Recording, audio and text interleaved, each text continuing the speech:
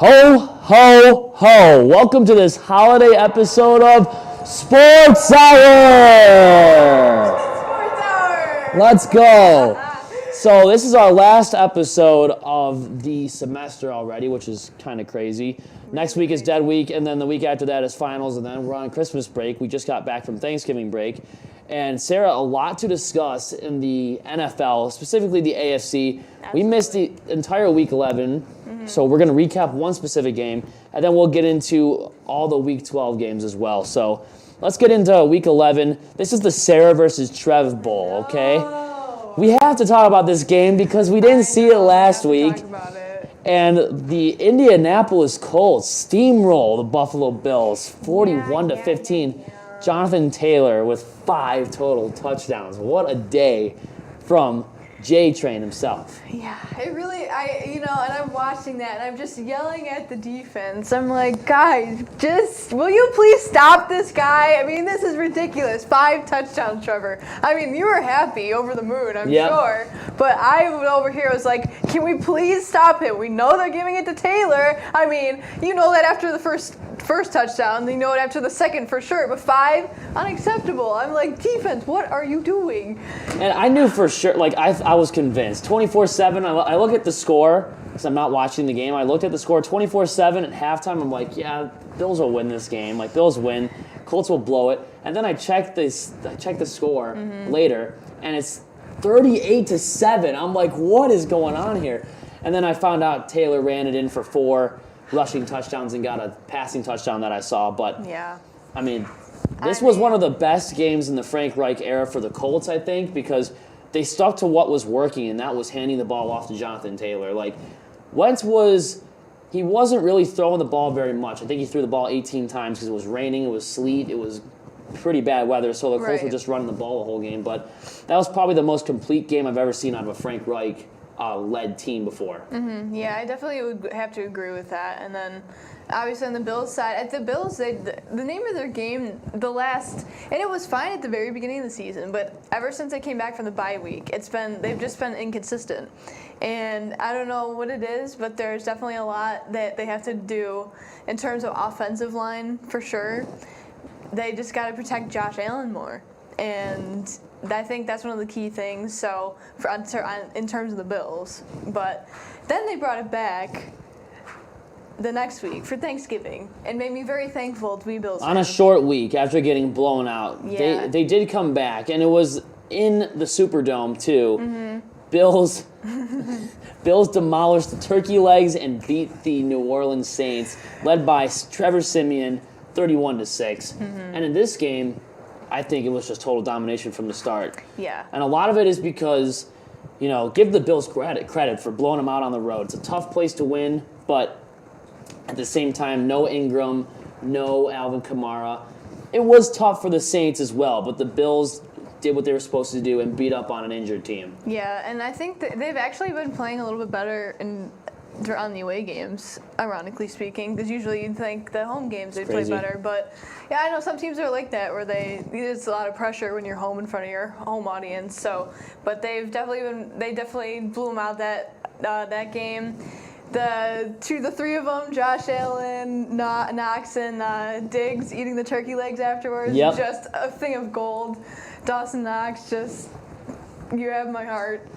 And all Diggs, 3 of you, honestly. And then Diggs, I mean, he was on Lattimore the whole game. Yep. Lattimore couldn't cover him. No. And he's one of the best lockdown cornerbacks in the league. That's how good Stephon Diggs is. Yeah. You don't want to mess with him. That one video where he just duked him out. On the corner route, that was like the out route in the end zone. That was perfect. Ridiculous. 31-6. I mean, the Saints couldn't even score. I mean, they did score a touchdown. They missed the extra point, or they missed the 2-point conversion, whatever happened at the end of that one. But I mean, the Saints' offense was shut down, and the defense was just being exposed by Josh Allen pretty much the whole day. And that was on Thanksgiving night. Let's get into some of the Thanksgiving afternoon games. The Raiders beating the Cowboys, which was very controversial finish in this one, 36-33 in overtime. And the Cowboy fans will let you guys know that this was the referee game. The game that the Raiders were handed the calls from the referees, and they won this game. Because if you watch the final drive in overtime, they got into field goal range on a very questionable pass interference call. that set them up right at the 20, and they kicked the game-winning, 29-yard field goal or something like that to win the game. something short, yeah. But at the same time, you have to look at it this way. What a shootout between both of these teams. I mean, Derek Carr versus Dak Prescott in Dallas. Everybody has the Cowboys winning. I had the Cowboys winning. And then you see an upset like this happen. This is a great Thanksgiving game to watch. I mean, the whole way through, it was probably 4.5 hours. I didn't care. Pretty much watched the whole thing. And the finish was a little controversial, but it was definitely a shootout. Yeah, definitely entertaining one to watch. And obviously, if you're a Cowboys fan, not the happiest, but it was still fun to watch when you're on the outside of it for sure. So, and then we have our other game, Titans and Patriots. I mean, gosh. I call this one, I just call it the hater bowl. I don't like either one of these teams, Patriots or the Titans, but I needed the Patriots to pull through. They beat Tennessee. As far as the Colts are concerned, I need the Titans to keep losing because the Colts keep losing. We'll get into the game against the Bucs in a little bit, but Mac Jones made some great throws against the Tennessee Titans, and the Titans are injured. I mean, no Derrick Henry. I think they put Adrian Peterson on waivers, and A.J. Brown's hurt. Julio Jones is hurt. They're battling a bunch of injuries, and the Patriots, being them, are taking over and taking advantage of those mistakes. Yeah, it's not fun to see when you're a Bills fan because I think we're neck and neck now. I think we're tied technically with them. And how do you decide a tiebreaker because they haven't played against each other yet? Yeah, so which is coming up on Monday. The good old Patriots game. Oh, it's going to be Bills, fun. You better. I believe in you. I'm a little. It's upsetting. I forgot to mention that when Trey White's out now the rest of the season. ACL tear. Absolute heartbreaker. And going back to the Week 10 game real quick, the Bills need to find a better tackle than Cody Ford because Kwity Paye and DeForest Buckner were beating them the entire day. Yeah. And Josh Allen had about 2 seconds to throw the ball against the Colts, and I think that was the main problem for the Bills that day. But Cody Ford, they're very banged up on that offensive line. They had to throw Ford in there. Yeah. And now Trey White goes down. It's not the end of the world. He's a great defensive back, but I think the Bills have enough depth on defense to cover for him for the rest of the year. Yeah, I agree. I think they definitely have some key players that they can rely on now that White's out, but it's still a big bummer, that one. Oh, for sure. Because he knew it as you're watching the game, and he knew it when it happened. You just see the emotions on his face as it's happening, and I'm like, oh, such a good guy, but so it's sad. like you know that he knows almost. He feels it, yeah, absolutely. It's just never good to see. It never is. Next game, the Steelers getting blown out by the Bengals 41-10 by a Joe Burrow-led Cincinnati Bengals team, completely underrated in this AFC. I believe they are 6-4 now. They are very underrated. They don't get enough time of day. Nobody talks about the Cincinnati Bengals. You're either talking about Burrow or you're talking about Jamar Chase. You're never talking about the entire team. And it's more than just those guys. I mean, Joe Mixon's a great running back. Yeah. And Pittsburgh, I'm not sure what they're really doing, but it kind of looks like bringing back Ben Roethlisberger for an extra year, signing him to $14 million isn't really working in your favor. Yeah, and you hate to turn on Big Ben that way, but, the quarter you get up there in age. And, I mean, you look at Tom Brady, as much as we hate to say it, like Aaron Rodgers who are up there in age, but it just, it doesn't always work out that way for everyone that as you get older it still works out. But, so the Steelers are they're definitely not as good as they probably were hoping they would be this year, and we'll have to see how they carry on to the future. And then, like you said before, Mixon had, for the Bengals, had 165 yards and 2 touchdowns. Tearing them up. I mean, just Really. complete domination on the Pittsburgh Steelers. And then real quick, let's get into the Jets beating the Houston Texans 21-14. Texans coming off a big win over Tennessee in Week 10, who would have thought, or Week 11, who would have thought. But the Jets come in on a returning day where Zach Wilson comes back. They beat them by a touchdown. The Broncos beating the Chargers. That's also going to play a huge role in the AFC as far as the standings go for the wild card. Yep. They beat the Chargers 28-13. Justin Herbert's in a bit of a sophomore slump. That happens with quarterbacks all the time. He was great in the beginning of the year, but now teams are starting to figure him out. Yep. And the Ravens, in probably the most boring Sunday night football game I've ever watched, beat the Browns 16-10. I think I had to turn it off at halftime, but Lamar Jackson beats the Browns again. I don't remember the last time he's ever lost to Cleveland, but there's just not much to say. He threw 4 interceptions and they still won the game. how often does that happen? Yeah, So I couldn't even tell you the last time it would have happened. So yep, and I think that pretty much puts a wrap on the AFC side of things. Don't go away because Sarah's going to return for the NFC in approximately 1 minute. So stay tuned.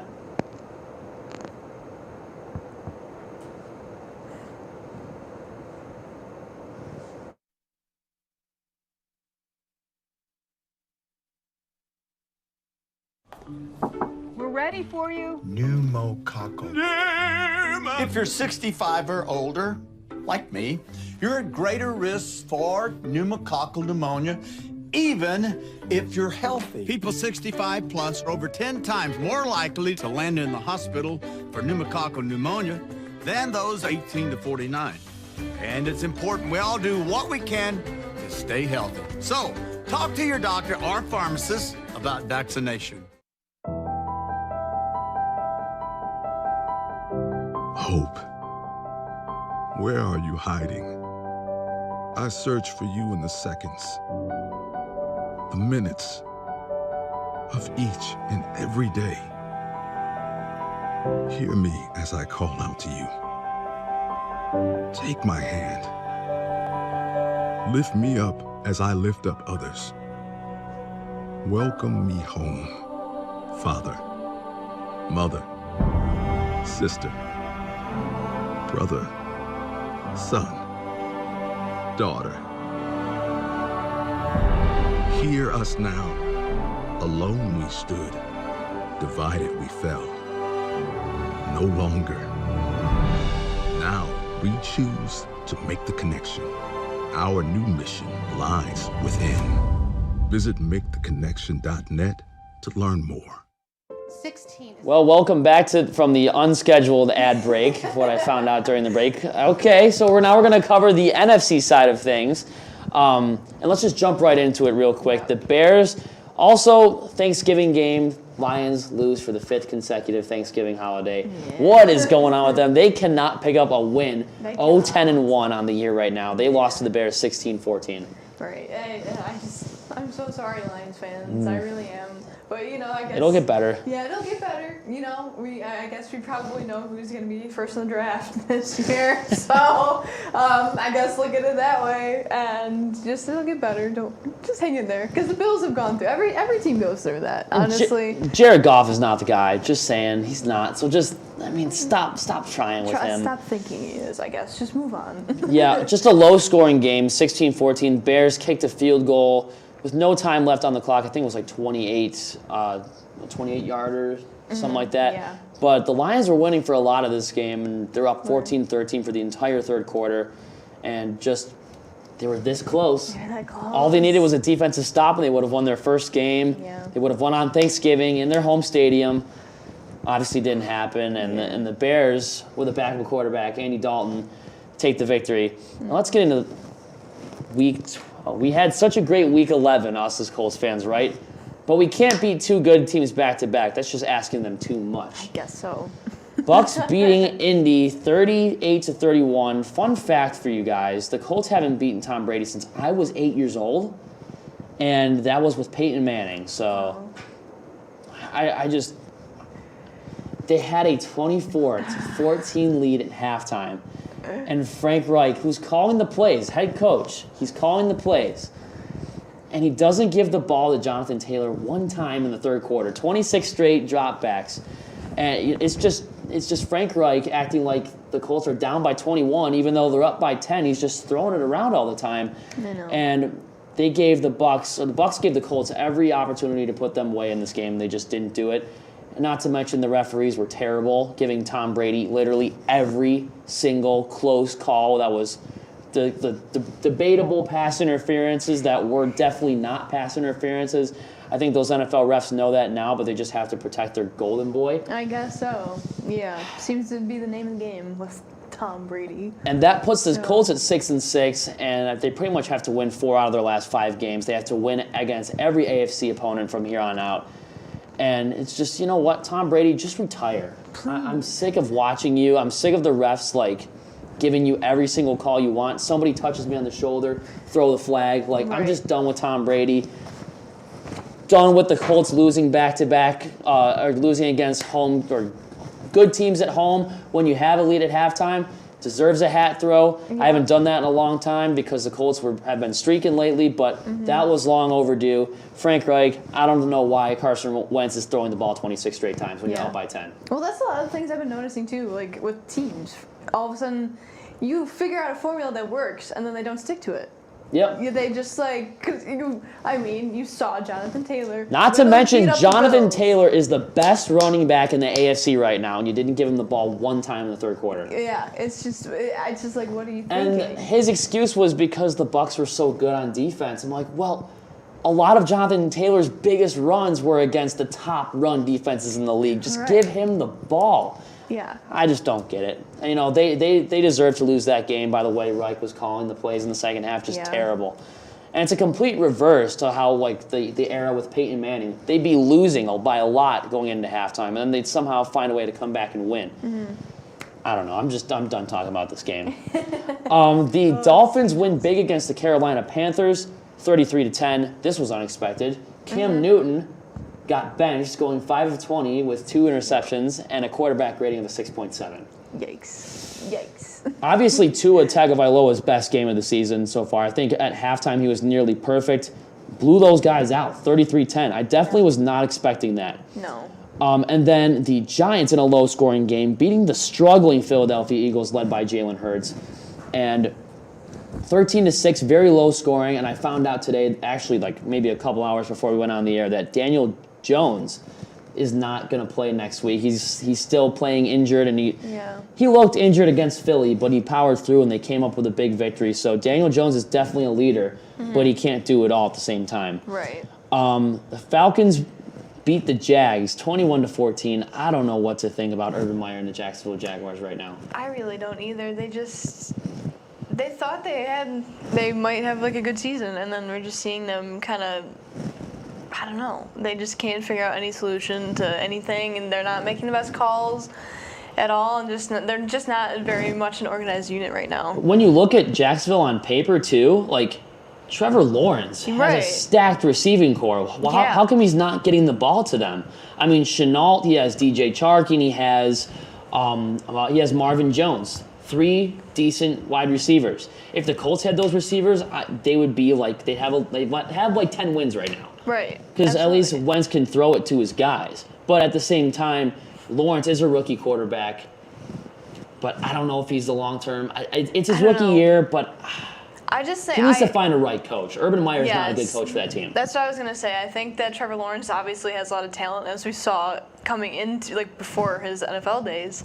But I think he just doesn't have the right management around him, and then he has the receivers, as you said, but I think it's just the management. I think he has to find the right coach and everything. And moving on to the Packers and the Rams. Well, the Rams are now on a 3-game losing streak. I don't think they've won a game since Halloween, I'm pretty sure. Yeah. But the Packers beat them 36-28. It is clear that they're the best team in the NFC. And then finally, the Vikings beating the 49ers. Also kind of an upset because the 49ers were running the table a little bit. They beat them 34-26. Kirk Cousins has found his number one guy, and that's Justin Jefferson. So let's go to the scheduled ad break. And now that we have covered the AFC and NFC, Topher will be on to talk about NBA and a little bit of college hoops. So stay tuned.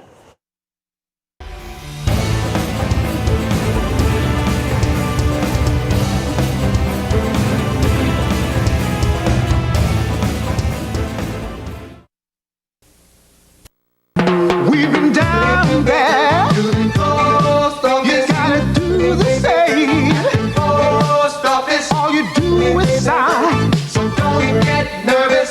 Sign your name. For selective service. It takes no time. Just sign on the line at the post office. For selective service. Hey guys, if you're about to turn 18, you've got to register with Selective Service. It's simple. Just go down to the post office, fill out a card, and turn it in. That's all there is to it. There's no draft now. You're just adding your name to Selective Service's list in case there's a national emergency. So if you're 18 now, Selective Service, you gotta get down.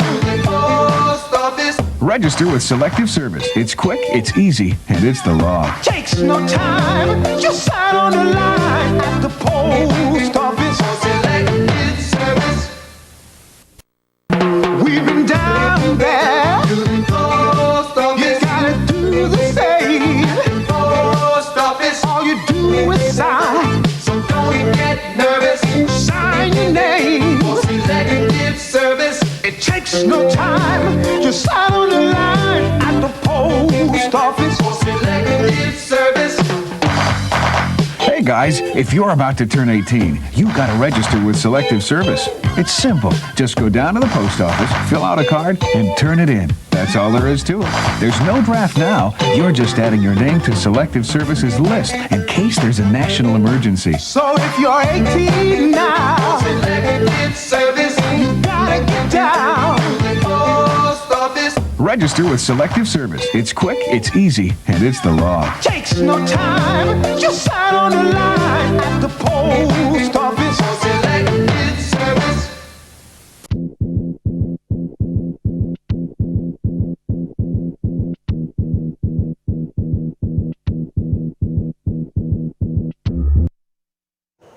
Happy to have Topher Elkins on to talk about the NBA and a little bit of college basketball. Well, since we had 2 weeks off, a lot has happened You can say that, that's for sure. both leagues, the NBA and the NCAA. But as far as the standings go, there's been a lot of switching around, especially over the past 2 weeks. I mean, I think the last time we were here, they've only played 14 games or maybe like 12 games. I think they're at like 12, yeah. They're roughly 20 games in. Most teams are at 20 or 21 games in. And just looking at the Western Conference real quick, the Golden State Warriors are 18-2. I think this was one of the biggest shocks coming out of the Western Conference. No, I didn't have the Warriors at 18-2 to start off the season. If I was a Warriors fan, I'd be happy with like 12 wins because I was not expecting them to go this far. And everybody was doubting them. Everyone's like, their window is done, their dynasty is done, but I don't think it is quite yet. Yeah, no, they definitely did a great job, like, developing their young talent early. They had, like, Jordan Poole's turning into, like, just a good pro basketball player. Obviously, like, when you're behind guys like Curry, it's really easy for them to, like, develop and watch guys. But they got Klay Thompson back. They got Iguodala back. Draymond Green's getting back to, like, not prime, but, like, closer to prime self. Like, their younger talent is flourishing. And, like, they were really struggling on, like, the wing players. Yeah. And now they're getting those back with guys like Andre Iguodala being that, like, veteran presence, and then Jordan Poole's being that complement to guys like Curry and Klay Thompson. So it's obviously, like, they're getting back to their dynasty without being, like, the powerhouse team with KD on the wing. And what's insane is that the names that you just named were always on those teams, like the 2016 team, and they're still acting like the same that they did 5 years ago. They're still playing the same exact way. And then, obviously, the team that's in second in the Western Conference, the runners-up of last year's NBA Finals, the Suns, are hungry for a championship. They're 17-3, followed by the Jazz, who are 14-7, the Mavericks, who are 10-9, the Clippers, who are 11-10, the T-Wolves, who are 11-10, Lakers, who are 11-11, and the Grizzlies, who are 10-10, and that's where we get to our playoff cutoff line. Yeah. So if the season ended right now, the Western Conference would be definitely a little bit wacky, especially looking at the Suns hosting the Lakers in the first two games. That'd be an interesting matchup, and then, you know, obviously the Mavericks would host the Clippers, the Jazz would host the Timberwolves. Timberwolves are somewhat in contention now. That's always fun to see. It's interesting. One of those underdog teams come back. For sure. Can we talk about the Suns, though, for a second? Oh, yeah. 16 straight games. What the heck? The St. Louis Cardinals. Literally, no, but, NBA. like, they're doing it early, which is not something you see very often. Like, it is insane to think about 16 straight games in the NBA. And, like, when they were at, like, I remember I was watching something, like earlier, they were at, like, 10 games straight, and people would be like, oh, they're playing, like, the worst teams in the conference. And then they go and lead the entire game against the Nets. Right. So, like, it instantly shut down, like, any analyst be like, no, it's, like, the Net powerhouse. No, the Suns are a legit team, and I love it because they were so bad for so long, and they always had such, like, good players, but they just, as a team, couldn't do it. Get Devin Booker becoming a basketball god. You get DeAndre Ayton being that big dude in the center. And, of course, you add someone who's going to be a Hall of Famer in Chris Paul, who just needs to get that ring. It's insane, and I think they are obviously at the Warriors won 7 straight. But which is obviously they're the real contenders right now. But the Suns are right there too in the Western Conference. Yeah, the Suns are obviously climbing. I mean, winning 7 games in a row is great, but 16 is on a whole nother level. That is not something that is. Yeah, man. Obviously, yeah, it's just crazy. Unreal. And then when you get into the Eastern Conference, it's not really surprising who's in first. The Nets were the team that was projected to go number 1. They right now sit at 14-6, so you can obviously see the difference between the Eastern Conference and Western Conference. Western Conference for their first 20-21 games, obviously a little bit more talented. 14-6 to 18-2 is a little insane. But the Bulls in second with 14-8. That is a great story right there. I love it. The Miami Heat are right back in contention, 13-8. The Wizards, 13-8, who, by the way, lost to San Antonio last night in an upset. Yeah, that was bad. I think it put them down a spot in the standings. That was an ugly game to watch. The Milwaukee Bucks still there. The defending champs are in fifth, 13-8. The Charlotte Hornets, 13-10. The New York Knicks, 11-9. And at the end of the playoff cutoff line, the Philadelphia 76ers, who seem to be falling just a little bit in the standings here, 3-7 in their last 10 games. Yeah, so looking at the two teams that are obviously interesting right now are the Bucks being so low and then the 76ers. But when you look at it, so the Bucks obviously won 7 straight, so they're getting back into that contender role, but it just kind of obviously people use championship hangover. Obviously it looks like they had that. So at the same time but obviously they're getting back into it. Giannis is always going to be an MVP candidate player. Sure. He's just the ideal player right now in the NBA. He's lengthy, he's athletic, he's developed a shot, which is something guys like Ben Simmons, who we'll talk about a little bit later, haven't done ever. So, and then of course we talked the 76ers. They've been without Joel Embiid for a majority of their games right now. So obviously that hurts them, and because he's obviously was someone who could have gotten robbed of the MVP last year. It was very up in the air between him and Giannis who was going to get it, which I thought Joel deserved it. So I thought he did as well. Yeah, I just think he carried his team. He really did. Giannis also carried his team, but it was just, I think it was just the dominance of Philly was insane. So obviously those are the two teams. Bulls, like we said, being in second place, crazy. I love that. I think it's sick. They have they're doing well with just unique players. Levine is the star of the show.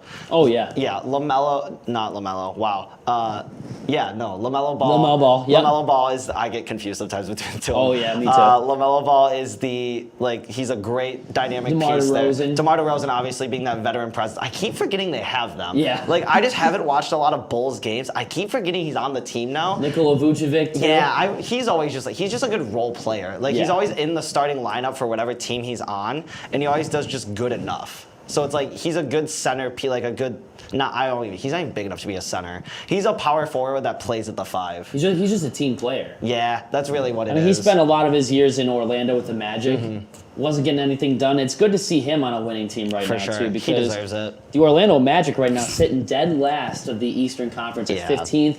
The Pistons 14th, Pacers 13th, Raptors 12th, Celtics at 11, which also kind of surprised me because the Celtics are consistently pretty good. I don't know what's up with that one. That was just weird right now. The other team, the bottom 4 teams, they're all in rebuilding phases. Magic, we knew. Pistons had the number 1 overall pick last year. They took Cade Cunningham. He's good, but he just doesn't have the things around. He doesn't have the pieces around him. Pacers haven't really been in the playoff contention for a while. They've always been kind of just in the middle, towards the back. Ever since Paul George left. Victor Oladipo was really good for them. He kind of pushed them in the playoffs in the 8th spot against Miami, so yeah. And then Atlanta Hawks 10th, and the Cavaliers are just on the outside looking in. Actually, the Hawks are as well. They're both 11 and 10, just on the outside looking in. So the 76ers, the Cleveland Cavaliers, and the Atlanta Hawks are all 11 and 10 on that bubble. So we'll see what happens going forward with that. I believe the 76ers, their next game is against the Celtics tomorrow at 7:30 in Boston. So that could go either way. Yeah. Obviously, the Celtics are a little worse than they are in the standings, but anything could happen in basketball. We saw a couple upsets over the weekend, and when we get into college too, Oh man, there have been some upsets over, there's over Thanksgiving break that we saw. Obviously, the biggest one was, well, I don't even know if it's the biggest because it was a 1v5 team. But like you look at it from so Gonzaga versus Duke. Duke obviously upset Gonzaga, being the lower ranked team. Yep. Which is crazy because Gonzaga literally beat Baylor earlier that week. So they beat the number 2 team, then lose to the number 5 team. So obviously, college basketball is, in my opinion, more entertaining to watch than NBA. Because things like this, and then you have a team like St. Bonaventure losing to the this one makes me heated, losing to the 1-3 Northern Illinois. Northern Illinois. Yeah. Yep. What the heck? That was on Saturday. I watched that game live, and I was just so disappointed. I mean, save the upsets for March. Yeah, please. no, like that one. I mean, stop with all these upsets now. And in Kansas. Yeah, that was just ridiculous. They lost by 1 point. They were I think that was one of the biggest upsets in college basketball season history, something like that. It's the biggest in a while in terms of like unranked versus ranked teams type of thing. But they had that number 2 spot locked in the top sure. 25, and now Purdue takes it over with a 6-0 record.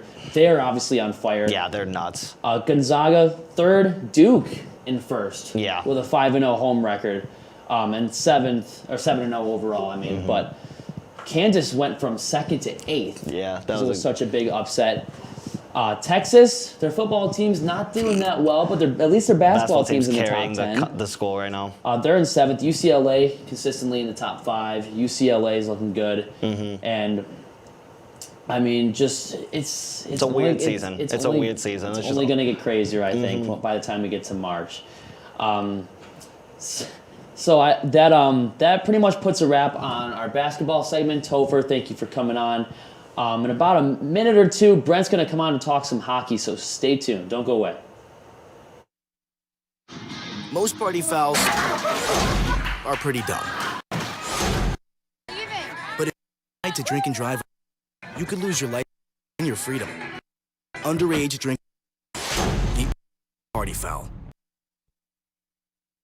You've missed son's haircut. Try to fix it. Work with God. Or show some. Thank you, babe. You don't have to be a perfect parent. Tons of teens in foster care just the same. This year, Patriots shouldn't just be pride of country. It should be about love. Remember that to love America is all Americans. Because no labels. We've been down there. You gotta do the same. Post office. All you do is sign. So don't get nervous. Sign your name. For selective service. It takes no time. Just sign on the line at the post office. For selective service. Hey guys, if you're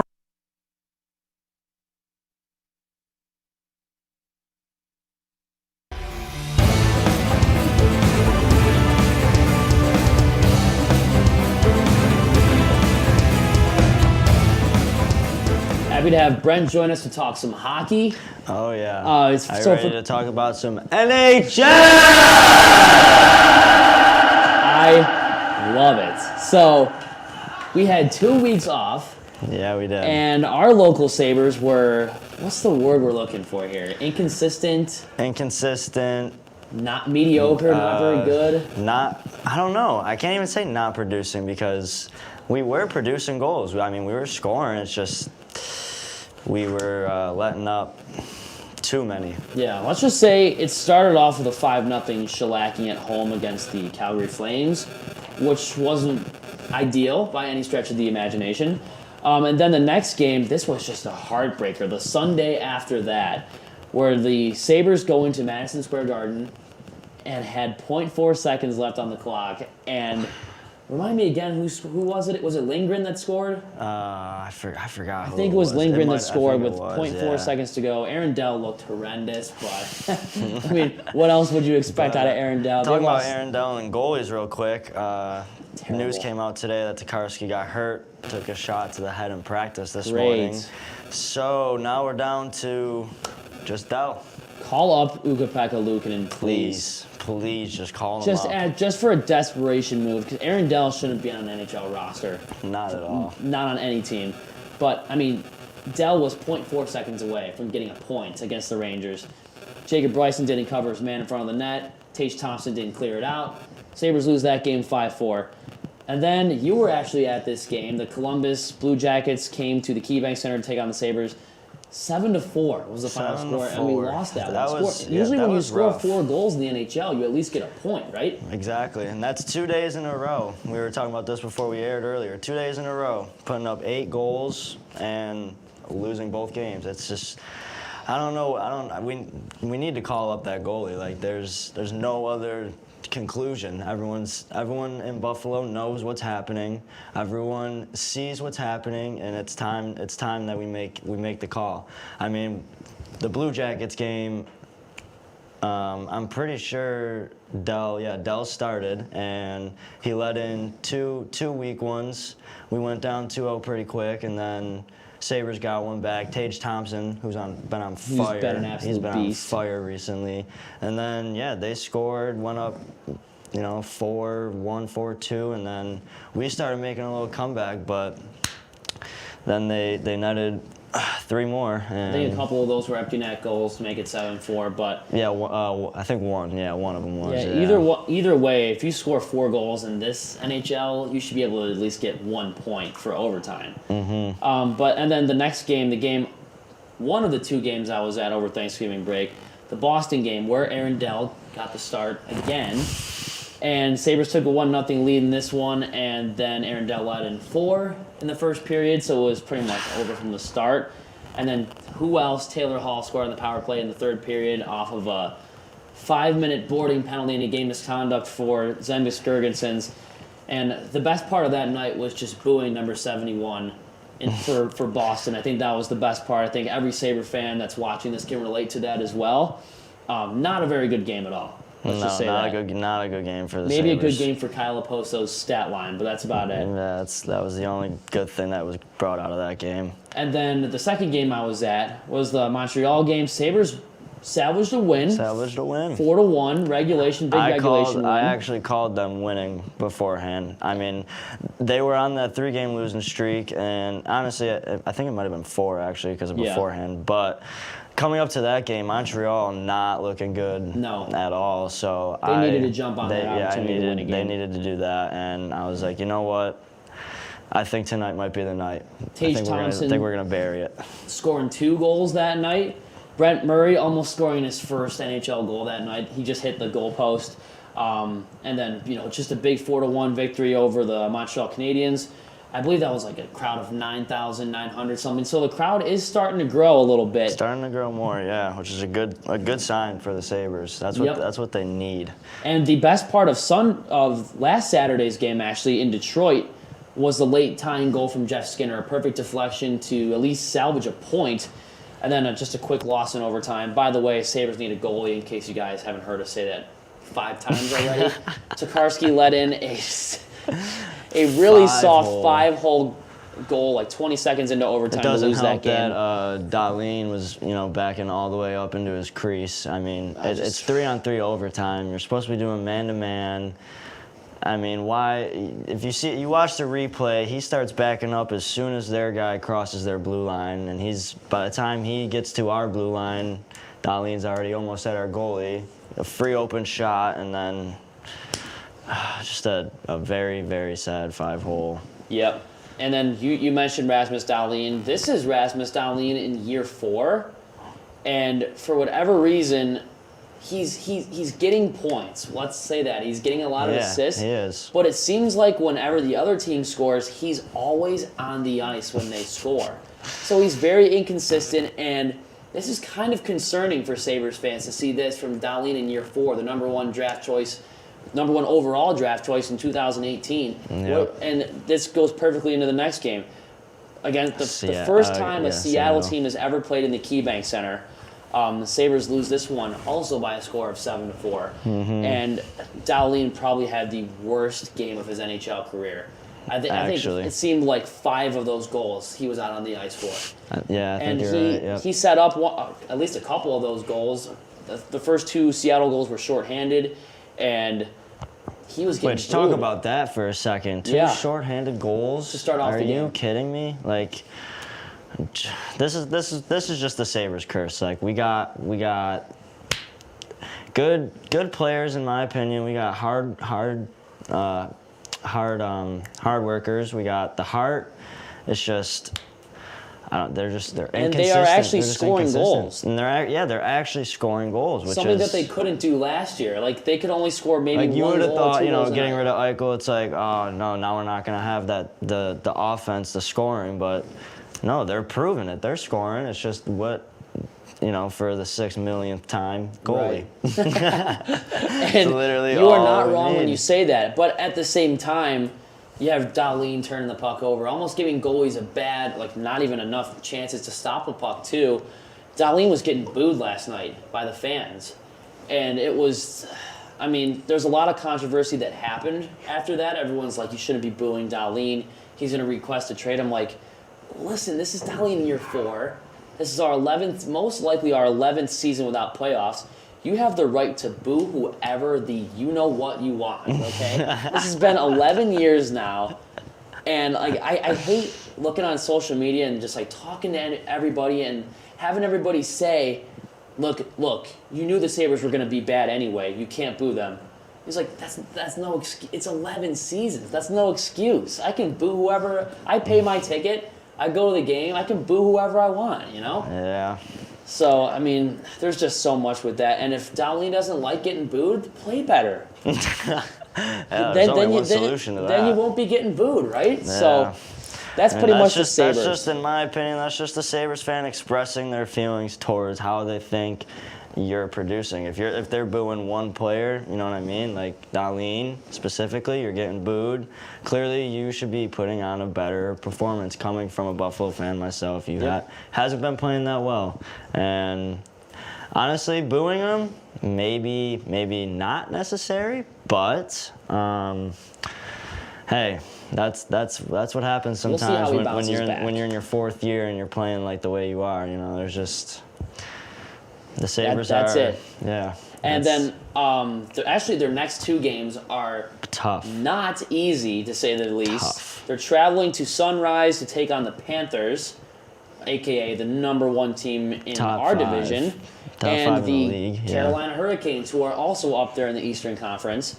And then I believe after that, they host the Anaheim Ducks on Tuesday, December 7th. So not a lot of easy games coming up. And then you have the Rangers and the Capitals after that at home on back-to-back nights. Which home is a good thing, but coming up to that, the Capitals, but when we get to them, they better hope Ovechkin has hit some sort of slum, because he was on fire. He's probably gonna bury 2 goals if he keeps up the way he's playing.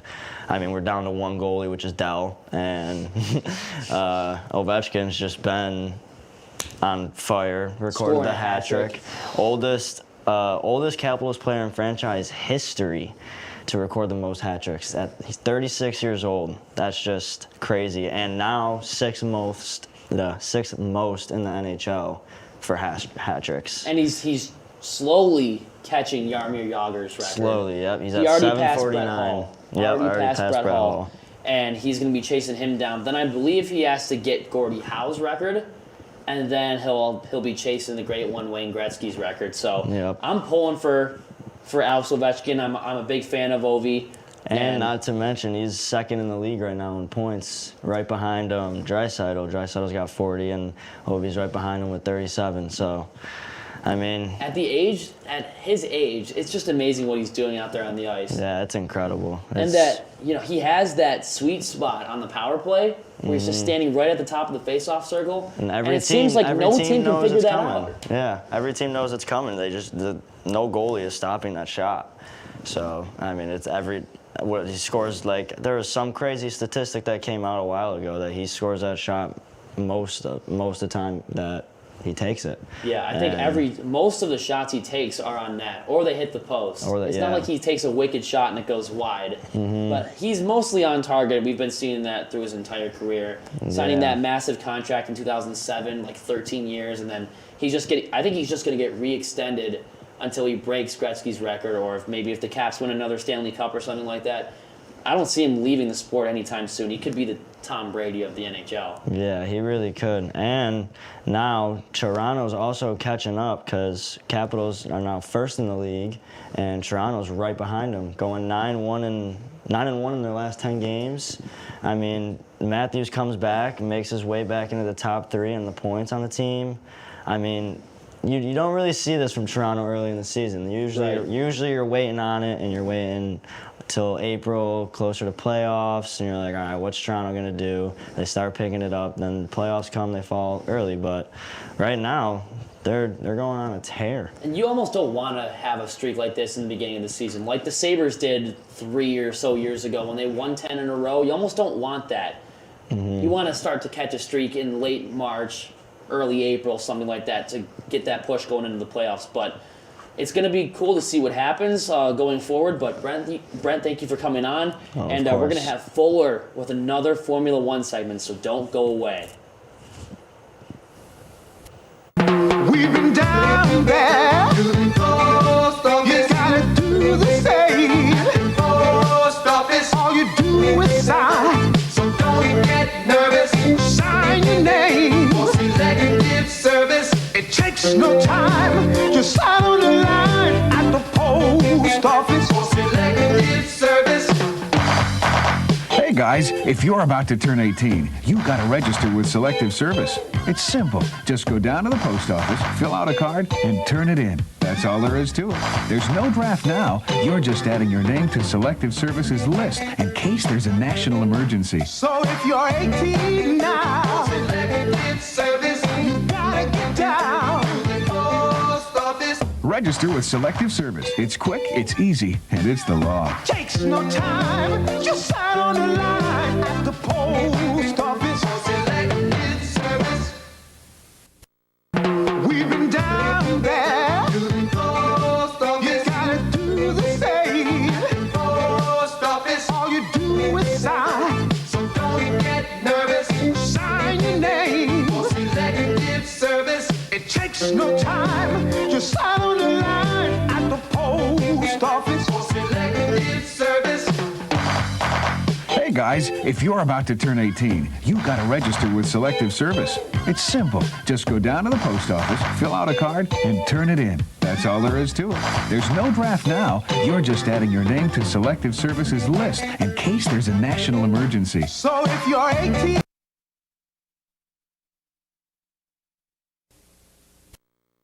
We've been down there to the post office. You gotta do the same. Post office. All you do is sign. So don't get nervous. Sign your name for selective service. It takes no time. Just sign on the line at the post office for selective service. Hey guys, if you're about to turn 18, you've got to register with Selective Service. It's simple. Just go down to the post office, fill out a card, and turn it in. That's all there is to it. There's no draft now. You're just adding your name to Selective Service's list in case there's a national emergency. So if you're 18 now, selective service, you gotta get down to the post office. Register with Selective Service. It's quick, it's easy, and it's the law. Takes no time. Just sign on the line at the post office for selective service.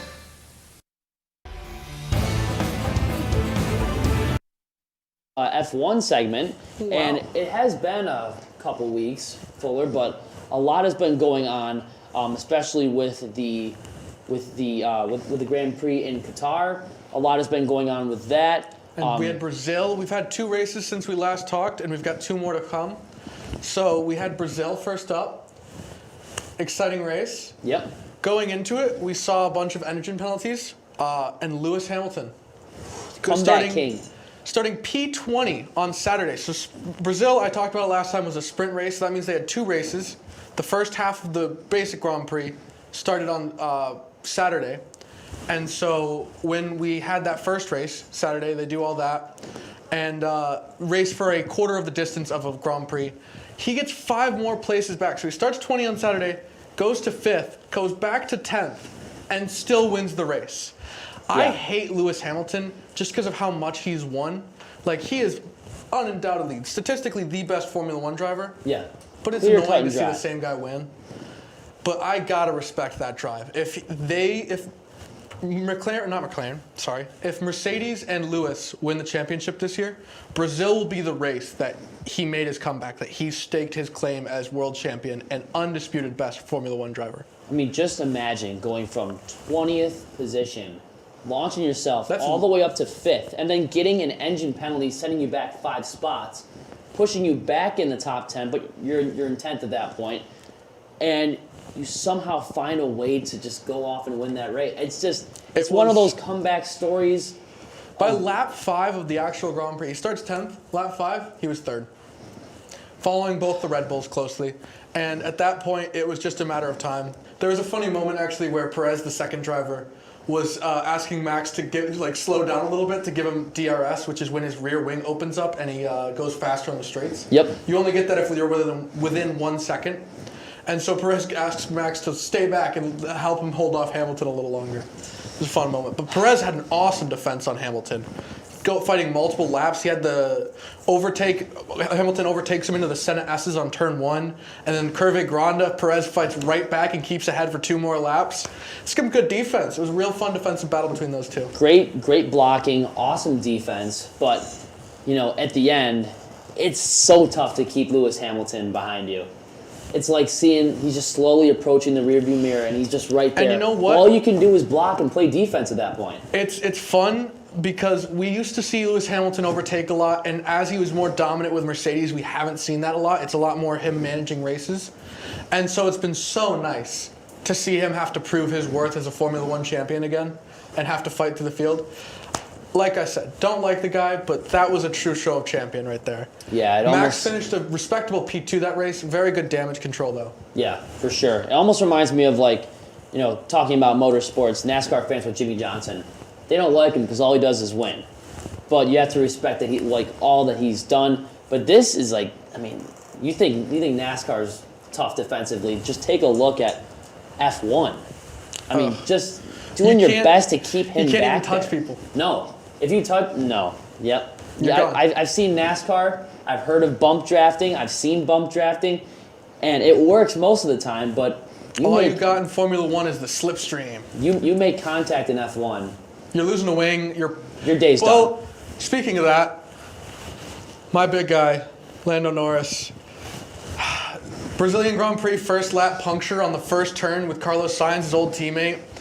I'm waving the orange flag. It's over for McLaren. They're getting 4th in the championship. See, we had hat throw. Now we have the shirt throw. Yeah. But Ferrari has really upped their game in the second half, and I did not expect that from them. Yeah. But it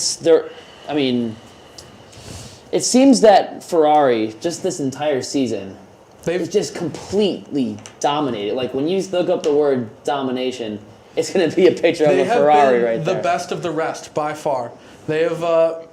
It was so impressive because last year they finished 6th. They had an awful season. They got caught cheating. Admit it. I know we're never going to hear it, but just admit it. It's out in the open. It's blatant engine regulations and technical regulations, all that mumbo jumbo. But they come back this year to 3rd, immediately jump back up, and McLaren is no slouch. No. They've had a really good years these past 2 years, and they have been continually increasing in the right direction. So all props to Ferrari, and they've put in a lot of work on that engine. But if you're another team, what can you do to stop these Ferraris? Because they've just been taking the bull by the horn, so to speak. They've been doing really good. I mean, I think we have one person to ask, and that was found in Qatar. Fernando Alonso. Last time this man was on the podium, he is the 2005-2006 world champion. It was 2014 last time he was on the podium. He just blew away this race. Finished P3. To be fair, Perez had a crap strategy call from Red Bull. I'm sorry, what the heck were you thinking doing a 2-stop? He is the king of preserving his tires. All he does is know how to go long. And you bring him in for a 2-stop against Fernando Alonso, it's just It doesn't silly. even add up. It's It doesn't silly. add up. It's silly. And, it's all about the long run, too, I feel like, in these types of races. If you have the long durability and you're just fighting towards the end, it's whoever's more durable. and it's the right decisions by the crew, right? By the pit crew. Yes, typically. the pit, and yeah. Speaking of that, the long term, there's only 2 races left. Yeah. And as of currently, Max Verstappen leads Lewis Hamilton by 7 points.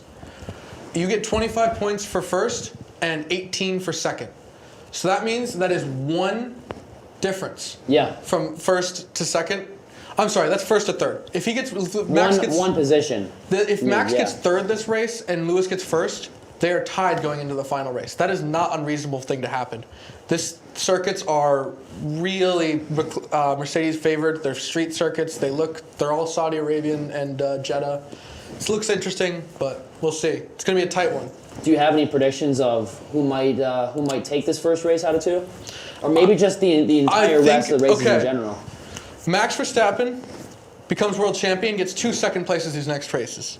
Mercedes becomes constructors champion for the millionth time running, and yeah, that's the bigger predictions I've got. Ferrari will get 3rd, McLaren 4th. I'm gonna say Alpine 5th for the constructors. Yeah, I think for me it's whoever. It's hard to count out Ferrari, but this isn't really a Ferrari-friendly type track. They're out of the contention for the third one for this season. I think. Actually, they could do good on this Jeddah circuit. It's a street circuit. They did very good at Monaco, but that was all slow corners. But for them, I feel like everything has to go right, and by that I mean they have to get consistently top 3 finishes to even have a shot at finishing even in 3rd, 2nd, or 3rd in the standings. But it's whoever makes the right decisions on the long term. So like, if you're deciding to take 2 tires, or if you're just playing defense the whole time. It's all about that right strategy call, that right moment, being on the right rubber on the right time. Right, and these aren't easy tracks either.